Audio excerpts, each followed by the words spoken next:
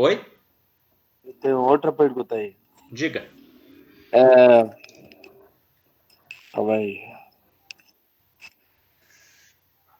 Então, Professor, o que acontece quando você está fazendo um plano de concretagem, você está fazendo um serviço lá e não chega no 28º dia, naquela força capiar.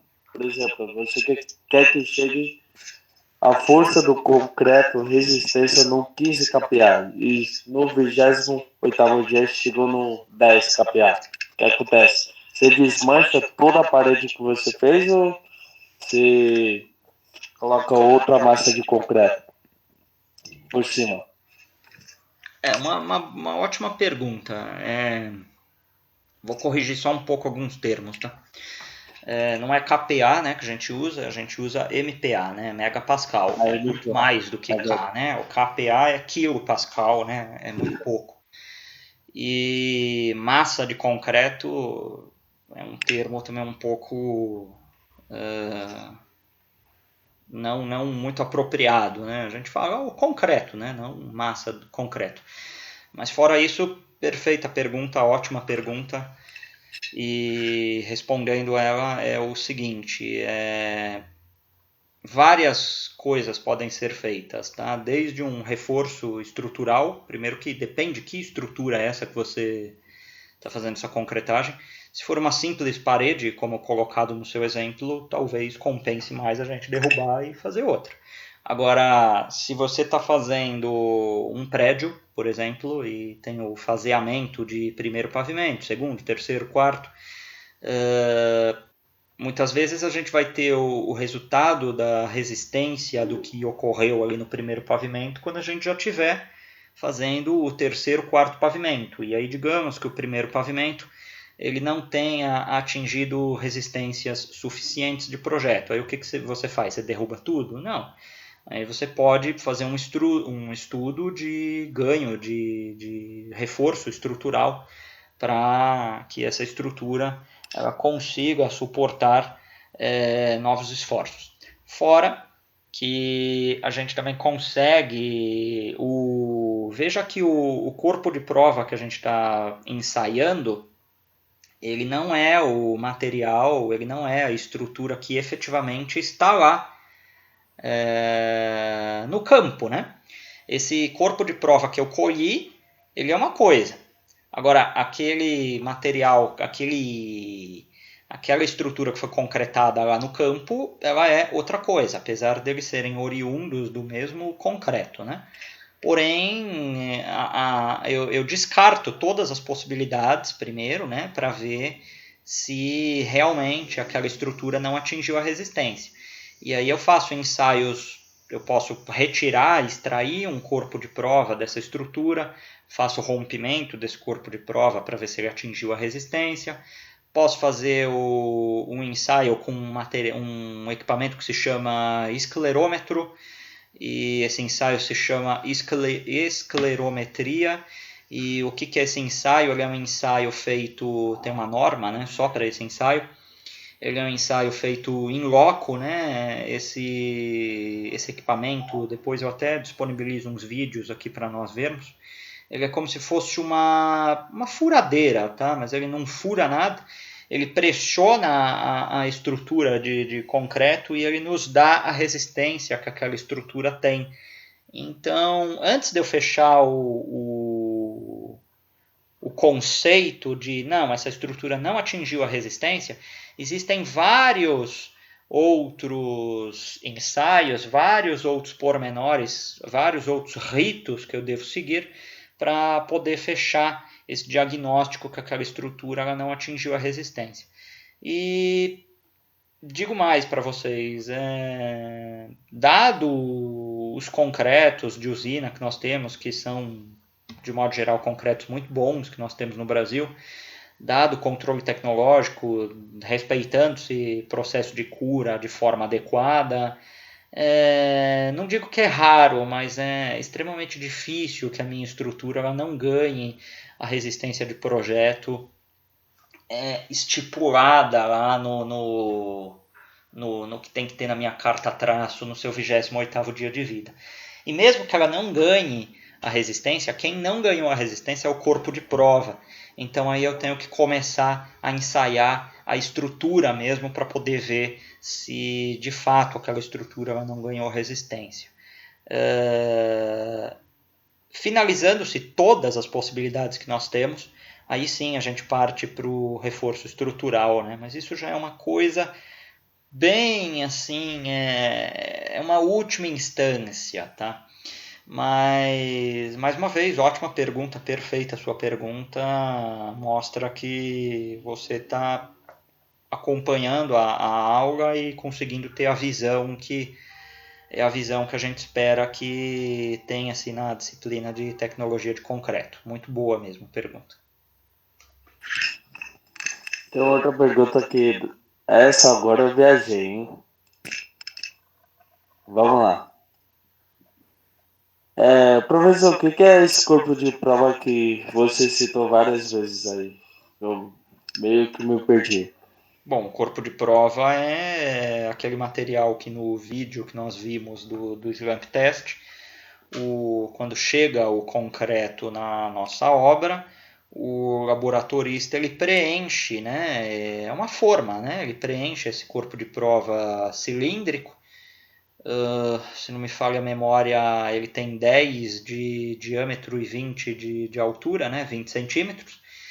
E aí eu preencho esse corpinho de prova. Esse é um corpo de prova. E aí é esse corpo, né, corpo de prova que vai ser ensaiado, né, vai ser comprimido nas datas estipuladas. E a principal data, como já falamos, é o 28º dia de vida. Certo. Bom, estamos aqui continuando os tópicos, né? Características do concreto fresco, a principal, né? A gente já falou aí, a trabalhabilidade, né? Então, quais são as características do concreto fresco? Trabalhabilidade, que é sinônimo de tudo aquilo que falamos, maleabilidade, plasticidade, enfim. Essa é a principal característica. Quando ele começa a perder isso é porque ele está tendo início de pega, ele está entrando já numa segunda fase de vida, que é o concreto endurecido. Lançamento de concreto. Nós vimos também que tem um limite, né? Qual que é esse limite do lançamento de concreto? Até 2 metros, né? Então eu tenho a ponta do meu mangote até o fundo da minha estrutura, eu não posso exceder 2 metros, né? Por que eu não posso exceder 2 metros?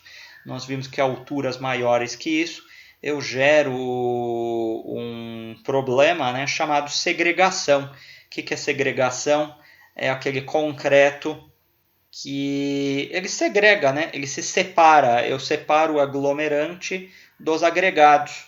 Então, assim, lá para o fundo da minha estrutura vai os agregados, e esse material aglomerante, que é o cimento e a água, ele fica disperso, perdido, pode vazar por alguma parte da forma, caso ela não esteja bem estanque, né, bem vedada. E aí eu estou tendo esse problema que se chama segregação, e essa segregação também futuramente vai me gerar uma bicheira nessa minha estrutura. E aí é todo aquele pormenor lá que nós já sabemos, que a bicheira é um ponto vulnerável, né, que pode ter problema de contaminação, infiltração de elementos externos, que vão ser danosos ao meu aço, né, caso eu esteja falando de um concreto armado. Por fim, o slump test, né, que na verdade o slump test está ali junto com antes do lançamento do concreto, né? Mas é o que a gente falou, né? Ele é aquele teste, a gente já falou do slump test. Ele é o teste que é feito assim que a betoneira chega na minha obra. E apesar dele ser um teste, como um dos próprios vídeos que nós assistimos, arcaico, ele é a melhor forma para me mostrar se esse concreto está trabalhável ou não, e para me mostrar se ele ainda se ele está seco ou não, né? O termo seco também não é um termo muito apropriado, mas se esse concreto se eu posso pôr mais água ou não. Só que o que vai me definir se eu posso pôr mais água ou não, sempre lembrando que é o traço do concreto, tá? Mas se chega lá na minha obra um concreto que está extremamente seco, extremamente não trabalhável, e eu tenho um bom limite ainda de colocação de água, não penalizando o traço do concreto, claro que eu posso fazer a inserção nesse traço de concreto da quantidade de água, ainda respeitando-se o limite do seu traço, para assim torná-lo mais trabalhável e com uma qualidade melhor para que eu faça o meu lançamento de concreto. Aí sim vem o tópico de lançamento de concreto. Perguntas? Então, o slump test é o corpo de prova, né? Não, corpo de prova é uma coisa e o slump test é um teste. Me perdi nesse corpo de prova. Você poderia repetir? Recomendo que você veja os vídeos da aula passada. Tudo bem. Mas vamos lá, mesmo assim, corpo de prova ele é uma forma.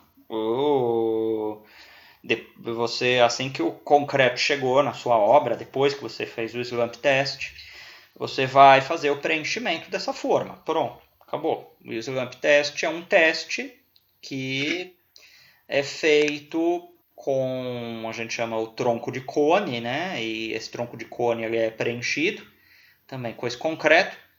Eu retiro esse tronco de cone, inverto ele, a haste que eu utilizei para fazer o socar, né, esse concreto dentro desse tronco de cone, coloco sobre ele, meço essa distância entre esse concreto que se abriu e essa haste, e isso tem que estar dentro do meu traço de concreto.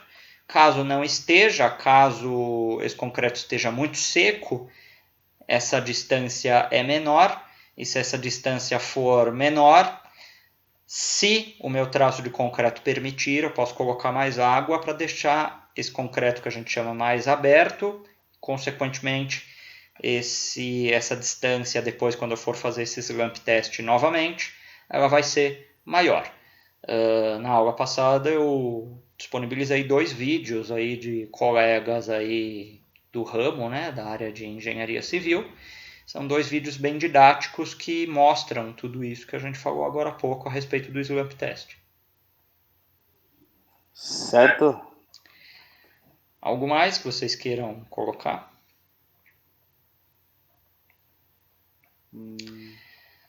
Bom, senhores, então, o que eu tinha de revisão... Sim. Rafael, não tem a ver com a revisão, né, que você passou, mas com a questão de informação, né? Você citou dos 5 tipos de cimento que a gente tem, né? CP1, 2, 3, 4, 5. Aí falou de algumas características referente do tipo de estrutura que você vai fazer e falou sobre a impermeabilidade de que alguns concretos ele vai acabar tendo, né? De acordo com o que você está construindo, né? É assim, eu fui bombeiro civil durante alguns anos, né?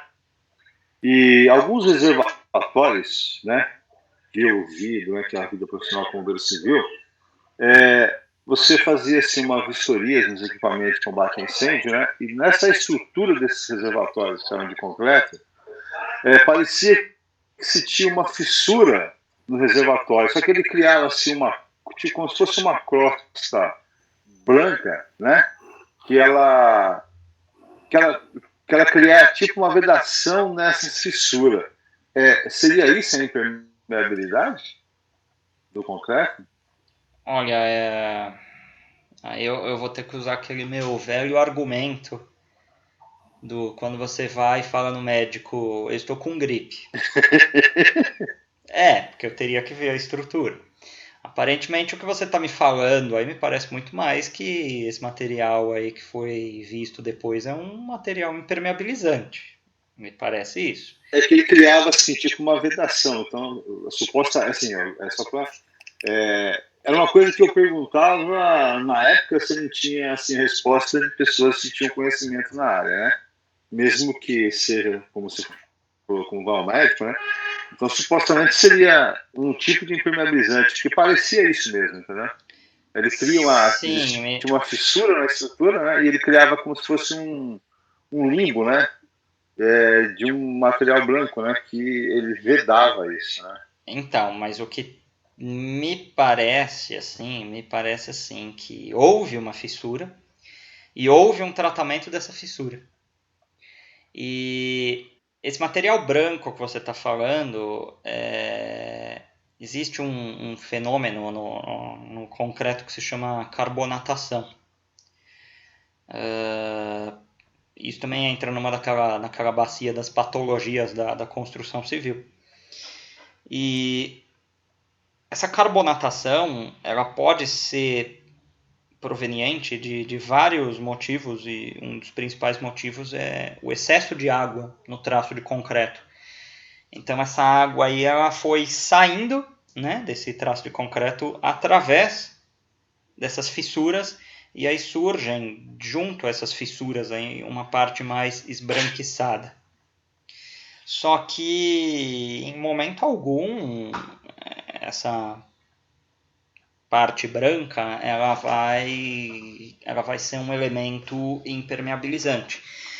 Então por isso, né, que eu falo no achismo novamente, né, por não ver a carinha do que você está expondo, me parece muito mais que, vendo-se num reservatório d'água uma fissuração, houve-se um tratamento, né, de impermeabilização para evitar que o material que esteja de um lado passe para o outro, né?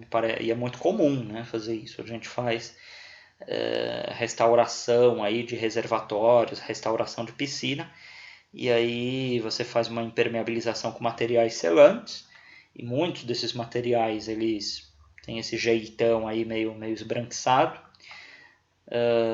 e você evita, né, acaba evitando-se que haja novas infiltrações, né? Me parece muito mais que isso. Obrigado, valeu. Nada. Bom, gente,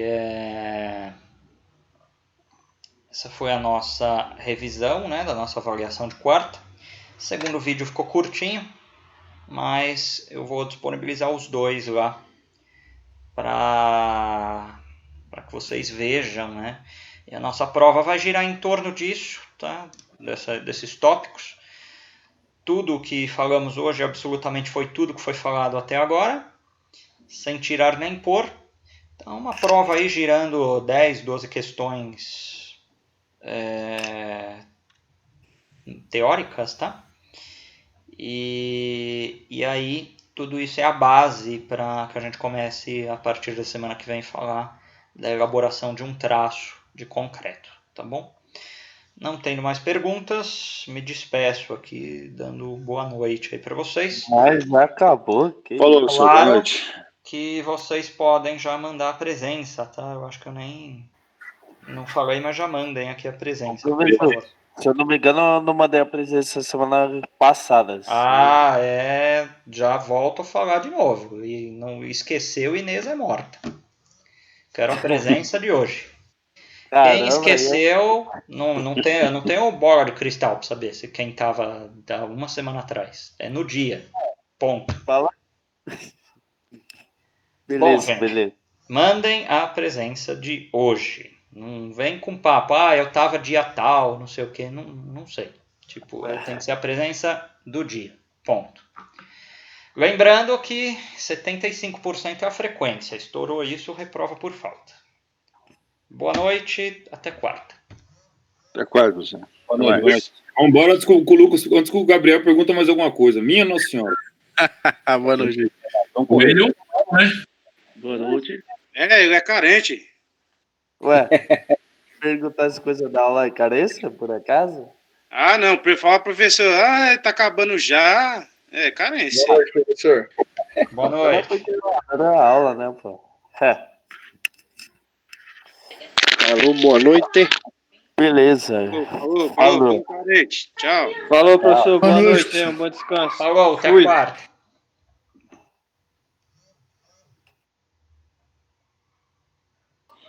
Que a prova seja fácil.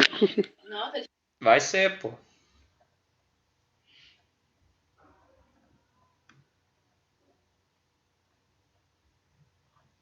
Beleza, valeu. Boa noite, professor. Alô.